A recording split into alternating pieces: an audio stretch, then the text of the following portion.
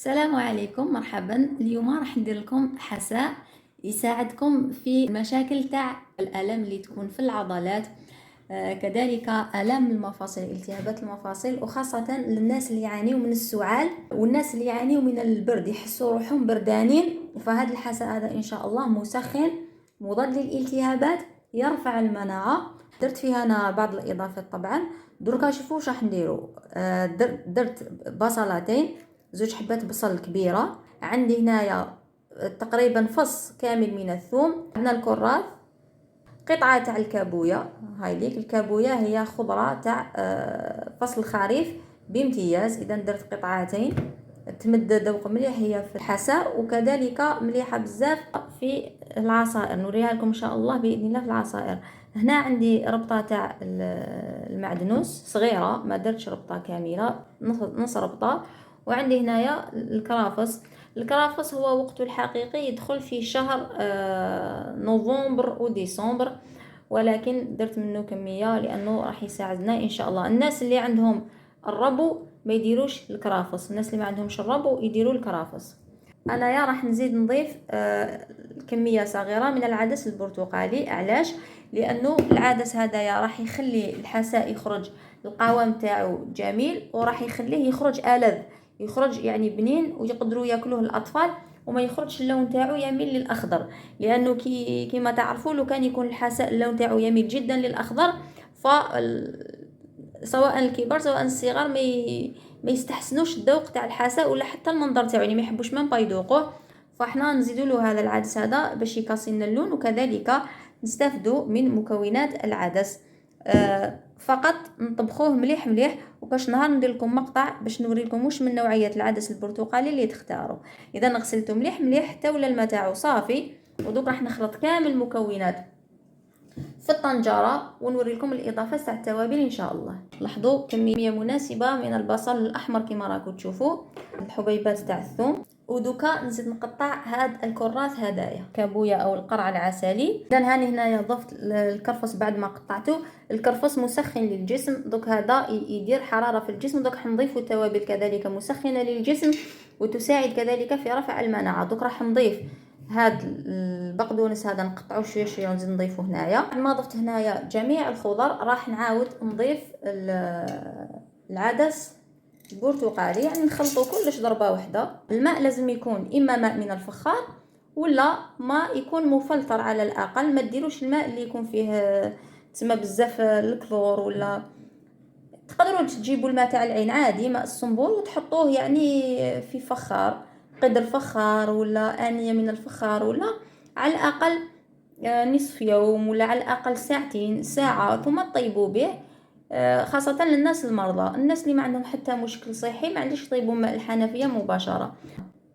إذا هادو هما التوابل اللي راح نضيفهم: حبة حلاوة، حلبة، كراوية، حبة سوداء، 3 حبات من الهيل، هاوليك الهيل، عودين من القرنفل، خولنجان مطحون، خولنجان مهم جدا. اللي ما عندهاش مطحون تحط عود بعد تنحي قبل الطحن. هذا الكاين بابر ولا الفلفل الحار، فلفل دريس. ملعقة صغيرة مملوءة كمون، كركم أفضل يطحن في البيت، قليل القليل فقط من القسط الهندي. شوفوا رأس ملعقة من القسط الهندي، ما تكتروش، فقط شوية فقط، ها قليلا فقط.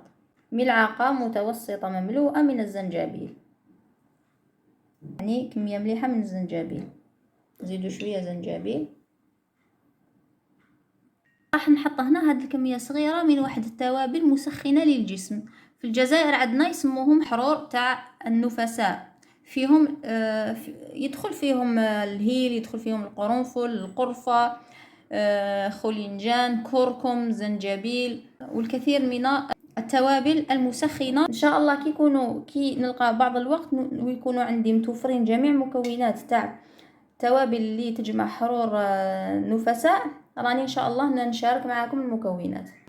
هنايا نضيف الملح، هذا ملح الهيمالايا، على باليش ولا صح اصلي ولا لا، ولكن يظهر اصلي، راهو يتباع في لي سوبيغات. هاولي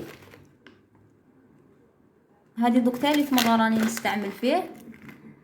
استعملته لانه شغل يبان مراقب وكلش، ف هاي ليك، فلذلك راني نستعمل فيه.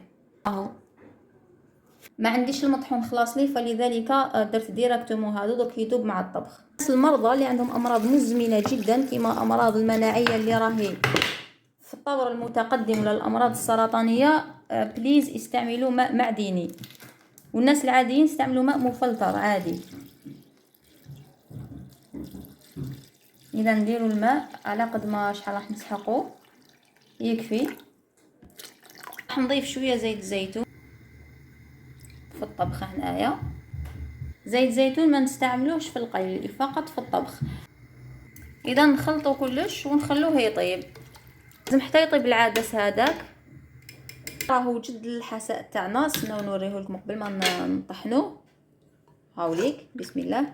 هنا راهو طاب العدس كما راكم تشوفوا ولا طري. دوكا راح نطحن الحساء هدايا. اذا هنا حبيت نقدم لكم نصيحه، اذا كان الحساء عندكم البراميكسور هكا تاع الاينوكس طحنوه معليش كي يكون الحساء سخون، ولكن الا كان عندكم تاع بلاستيك خلوا الحساء حتى حتى يبرد شويه، ولا يعني يبرد، ومن بعد طحنوه باش البلاستيك ما يتفاعلش. اذا نتلاقاو في التقديم ان شاء الله. هاوليك الحساء واجد رجع عاقد ما شاء الله. علاش؟ لانه بهذيك الاضافه تاع العدس اللي درناها ما شاء الله يجي مشبع. ما كان لا تزيدوا معاه خبز ولا تاكلوا هكذا وحده في الليل، يجي رائع ما شاء الله. في النهايه تاع هذا الحساء هذا كي يوجد ديروا له تضيفوا له امور. الافضل انكم تضيفوها هو الدهان المخمر، دهان المخمر للتداوي، هذا الدهان البلدي.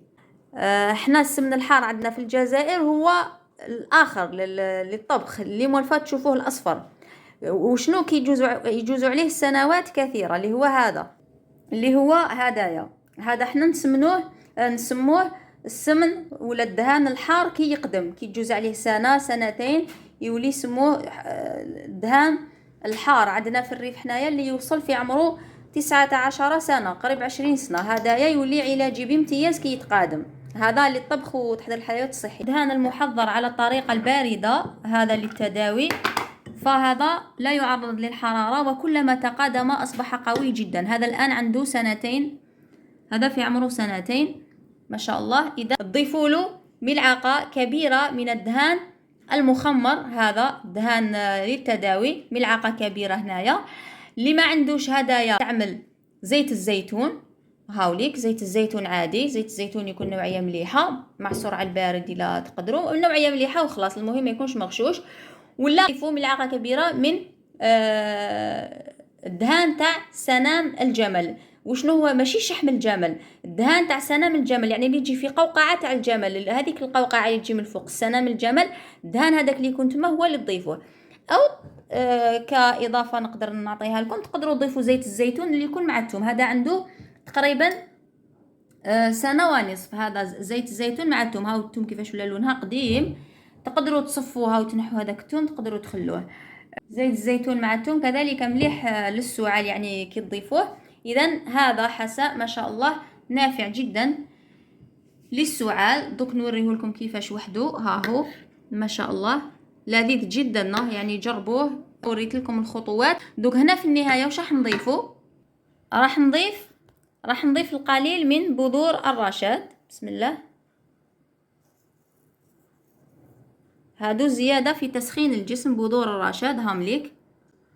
الان راح نعمر ملعقه من الدهان المخمر للتداوي. هاوليك بون نقصوا شويه باسكو هذا قديم وبالتالي يكون قوي، هذا في عمره سنتين. اذا ندير غير شويه. كي يكون في عمره 6 اشهر عام تدو ملعقه كبيره. وشنو الحاجه اللي نقولها لكم درك، انا هنايا هاد الحساء هذا راهو متوسط في الملوحه. علاش درت حسابي متوسط في الملوحه؟ لانه هذا الدهان هدايا المخمر للتداوي فيه الملح. اذا باش هذاك هو يكون الملح قيس قيس كما يعجبني. اذا درك ندوبوا هذاك الدهان هنا. خلوا الحاسه ماشي حتى يكون سخون بزاف، يولي فقط دافئ باش ما يموتوش البكتيريا النافعه اللي يكونوا في الدهان اللي ترباو على مرور السنوات.